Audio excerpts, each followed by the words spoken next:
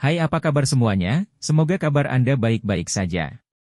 Terima kasih karena sudah memberikan support dan juga kesetiaan Anda untuk membangun channel Codot Film. Yuk kita lanjutkan alur ceritanya, sambil siapin kopi dan cemilan, setting suara volume full. Gasken. Shi Hao tidak mengungkapkan penampilan aslinya, karena ibu kota negara batu sedang dalam keadaan tidak stabil saat ini.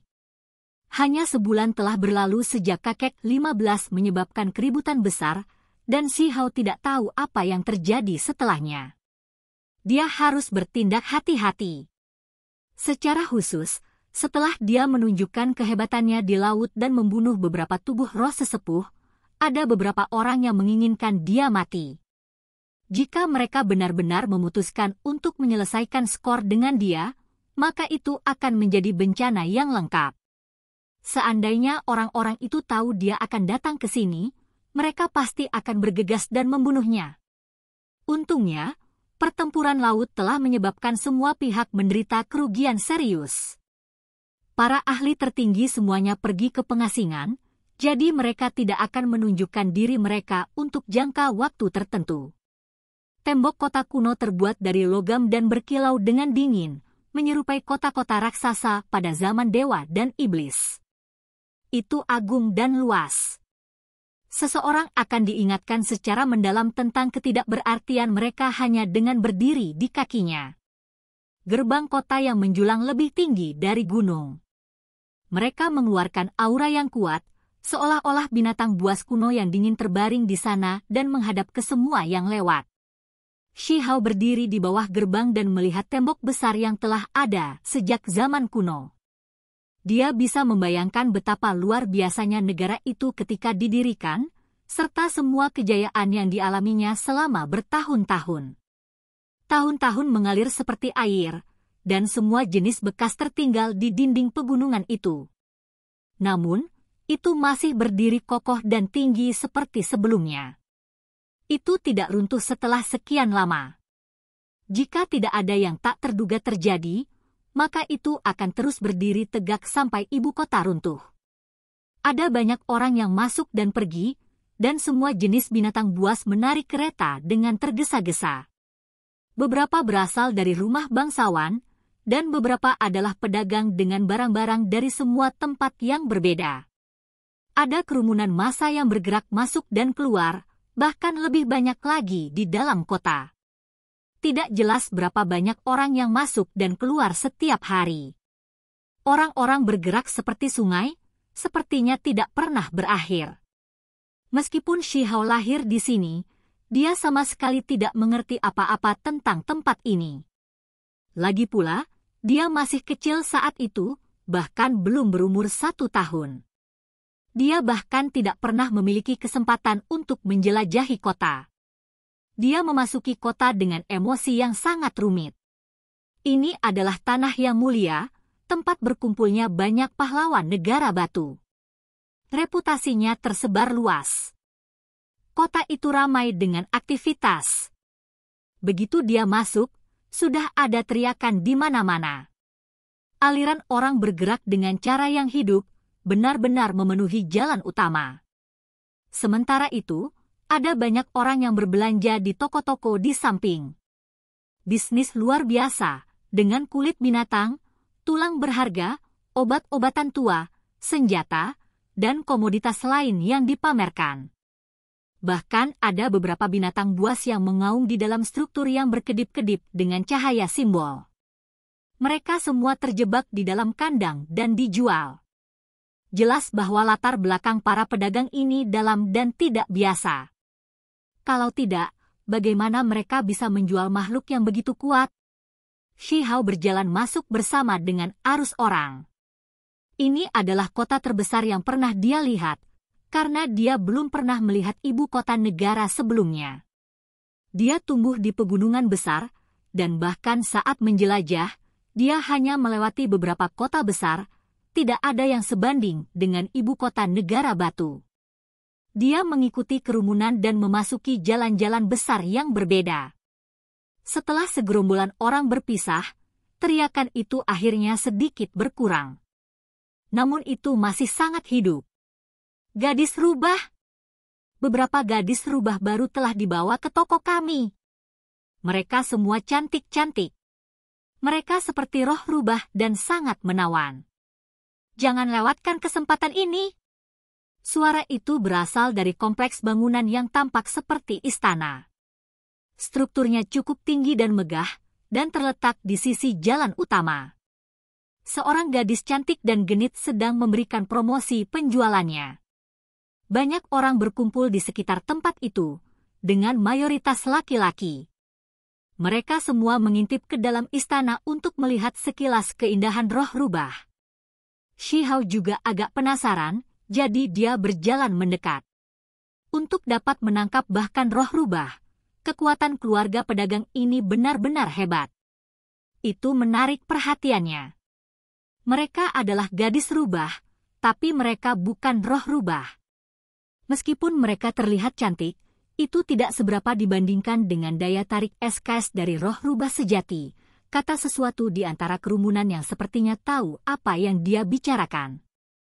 Apa perbedaan antara gadis rubah dan roh rubah? Shihao bertanya dari samping. Satu-satunya perbedaan pada gadis rubah adalah garis keturunan mereka. Itu telah diencerkan ke titik di mana itu praktis hilang, sehingga mereka kehilangan sebagian besar karakteristik klan rubah. Sementara itu, roh rubah adalah binatang buas yang sangat kuat dan jarang terlihat. Mereka semua sangat cantik. Seorang pria muda dengan lingkaran hitam di bawah matanya berbicara terus terang dengan keyakinan. Dia terlihat minum berlebihan.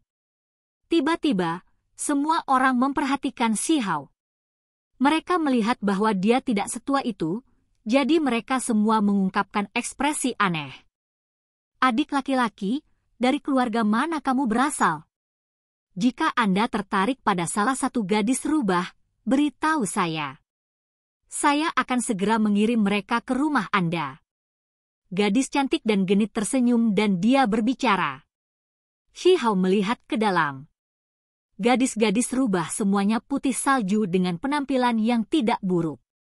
Mereka cukup menawan dengan mata yang cerah, dan dengan sepasang telinga rubah putih salju, mereka tampak agak tidak biasa. Benar-benar boros dan busuk. Shihao bergumam. Mungkinkah ini cara saudara-saudaranya yang mulia hidup? Untuk hanya membeli kecantikan ketika mereka melihatnya? Telinga gadis cantik dan genit itu sangat tajam. Setelah mendengar apa yang dia katakan, dia segera memberinya tatapan cemoohan sebelum berkata, "Mengapa kamu datang ke sini jika kamu tidak akan membeli apapun? Jika Anda tidak akan membelinya, lupakan saja. Maksudku, kurasa kau bahkan belum sepenuhnya dewasa." Setelah mengatakan hal-hal ini, dia terkikik dan bahkan menggosok tubuh bagian bawah Shihao. Ini segera menempatkan bocah iblis yang telah melihat medan perang hebat dan bertarung dengan para ahli tertinggi segera dalam keadaan menyesal. Dia menjatuhkan segalanya dan melarikan diri. Haha. Sekelompok orang itu tertawa terbahak-bahak. Pemilik wanita genit berteriak dengan suara yang lebih keras, "Saya salah. Kamu sudah benar-benar dewasa." Shihao yang awalnya melarikan diri akhirnya berlari kembali. Di depan mata semua orang yang waspada, dia berkata dengan nada serius, "Aku belum pernah menerima kekalahan sebelumnya. Saya akan memanjat dari tempat saya jatuh." Setelah itu, dia mencubit pipi lembut bos wanita itu dan mulai menggosoknya. "Bocah kecil, kamu berani mengambil kebebasan dengan wanita tua ini?" Peng! Shihao menepuk dahinya, membuatnya merasa pusing dan hampir pingsan. Shihao berbalik dan pergi sambil berkata, "Hanya aku yang bisa mengganggu orang lain." "Bajingan kecil!" Bos genit itu berteriak keras. Orang-orang di sekitarnya semua mulai tertawa keras. Segera setelah itu, pemilik wanita menarik kembali senyumnya dan dengan cepat bergegas ke kompleks bangunan kuno. Dia mendengar seseorang memanggilnya. Di dalam salah satu aula istana, ada seorang gadis berusia sekitar 18 atau 19 tahun dengan pesona alami yang licik. Penampilannya luar biasa, dan sepertinya mustahil untuk menemukan bahkan satu orang yang secantik dia di dalam negara kuno. Di belakangnya, ada beberapa ekor rubah putih salju. Mereka cerah dan berkilau dengan cahaya. Jika seorang ahli ada di sini, mereka pasti akan berteriak ketakutan. Ini adalah keturunan dari rubah berekor 9 yang kuat. Perhatikan pemuda itu. Dia mungkin salah satu tuan tanah gurun yang hebat. Meskipun mata gadis rubah yang menawan itu cerah dan cerdas dengan pesona yang hampir menyihir, saat ini, mereka sangat fokus saat dia segera memperingatkan. Apa? Bos wanita itu tercengang. Roh rubah adalah kecantikan yang luar biasa. Dia mengenakan pakaian putih, dan lekuk tubuhnya yang bergelombang mencerminkan sosoknya yang menakjubkan. Kulitnya putih bersih. Dia menatap sepotong batu giok di tangannya dan berkata, giok ilahi menyala ketika dia muncul. Pemilik wanita itu tercengang. Segera setelah itu, dia membungkuk dan pergi. Dia tahu kekuatan mengerikan macam apa yang disiratkan oleh gadis rubah itu. Tanah terlantar yang besar akan menjadi kacau, jadi organisasi itu memilih tuan dalam persiapan untuk bencana. Tanah terlantar yang besar belum tandus. Masih ada makhluk peringkat surgawi. Gadis berpakaian putih ini berkata dengan lembut.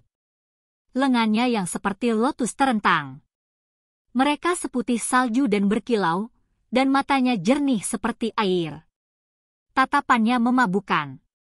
Organisasi lain sudah berkunjung ke ibu kota negara batu, jadi kita harus bergerak juga dan melihatnya.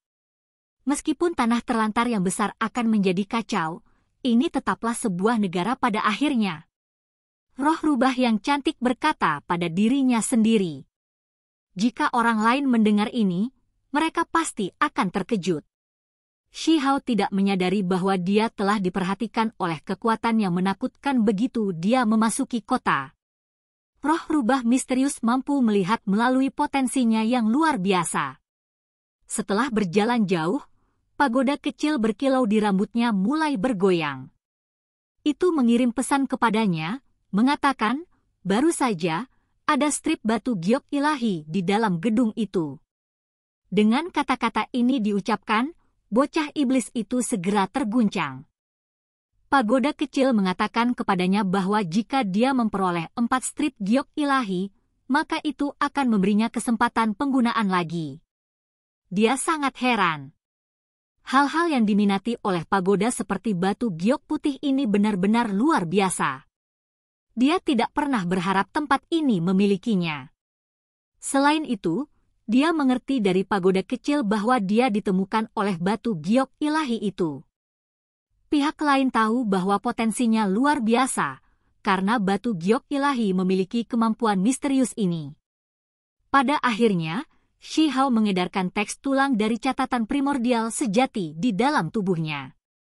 Ini benar-benar menghapus auranya, memastikan energi esensinya tidak bocor. Dia hanya bisa memahami teknik kuno ini setelah kultivasinya meningkat pesat. Di masa lalu, dia hanya berpikir bahwa ini adalah beberapa simbol biasa.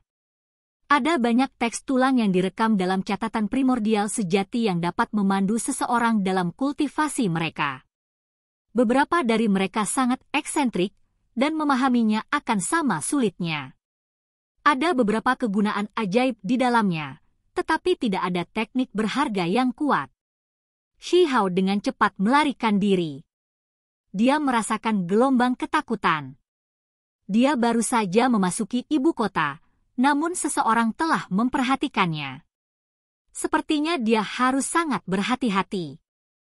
Ibu kota kekaisaran ramai dengan aktivitas. Saat dia berjalan, dia melihat banyak toko obat spiritual. Ada lusinan obat-obatan berharga yang diatur, dan semuanya jarang terlihat sebagai benda spiritual. Semua jenis yang berbeda sedang ditampilkan.